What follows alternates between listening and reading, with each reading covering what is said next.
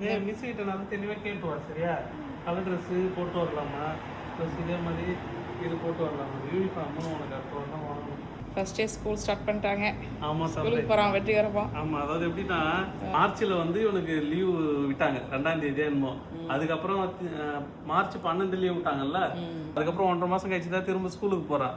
இந்த வீட்டில் இருக்கிற ஒய்ஃபுங்களாம் வந்து எப்படா நீங்களாம் ஸ்கூலுக்கு போகின்ற நிலைமைக்கு வந்துட்டாங்க. அது இல்லாமல் நடுவில் ஆன்லைன் கிளாஸ் வேறு சொன்னாங்களா. இப்போ எல்லாருமே நீங்கள் ஸ்கூலுக்கு போனால் போதும், நீங்கள் படிக்கலாம்னு பரவாயில்ல, ஸ்கூலுக்கு போயிடுங்க, 100 ரூபா எக்ஸ்ட்ரா கூட தரேன் அப்படின்னு சொல்லி அவங்களே அந்த ஊரில் டிக்கெட் போட்டு வெளிநாட்டுக்கு அனுப்பிச்சி விடுவாங்க. நிறைய பேர் படிக்காத இதுவாக சுற்றி நிற்கிறவங்களாம். அது மாதிரி இப்போ இவங்களே அனுப்பிச்சி விட்றாங்க, எப்படியாவது ஸ்கூலுக்கு போயிடுங்க தம்பிங்க அப்படின்ட்டு. ஸோ அதனால் 1.5 மாதம் கழிச்சு இப்போ தான் வந்து ஸ்கூலுக்கு போகிறான் நிருபன். சுச்சுவேஷன் இப்படி இருந்ததுனால ஸ்கூல் வந்து ஆன்லைன் கிளாஸ் போயிட்டு இருந்தது, இப்போ நார்மல் ஆயிடுச்சு. அதனால திரும்ப எல்லாருமே ஸ்கூல் போயிட்டு இருக்காங்க. எத்தனை பேர் இது மாதிரி உங்கள் வீட்டில் 1.5 மாதமாக நீங்கள் ரொம்ப சிரமப்பட்டு இருப்பீங்க, கஷ்டப்பட்டு இருப்பீங்க, எப்படா ஸ்கூலுக்கு கிளம்பிட்டாங்கன்னு. அதுவும் ஒய்ஃபுங்க தான், நாங்களாம் கூட வேலைக்கு போயிடுவோம். ஸோ இது மாதிரி எத்தனை பேர் வந்து ஃபீல் பண்ணிங்கன்றதை வந்து கமெண்டில் சொல்லுங்கள். எத்தனை பேர் இன்றைக்கி வந்து ஸ்கூலுக்கு போய்க்கிறாங்கன்றதையும் கமெண்டில் சொல்லுங்கள். ஓகே மக்கள், பேக் டு ஸ்கூல்.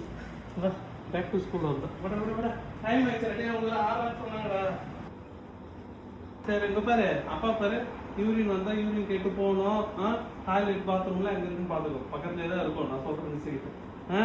கால் பண்ணி பேசுகிறோம் மிஸ் கிட்ட, சரியா? சரிப்பா, எப்படி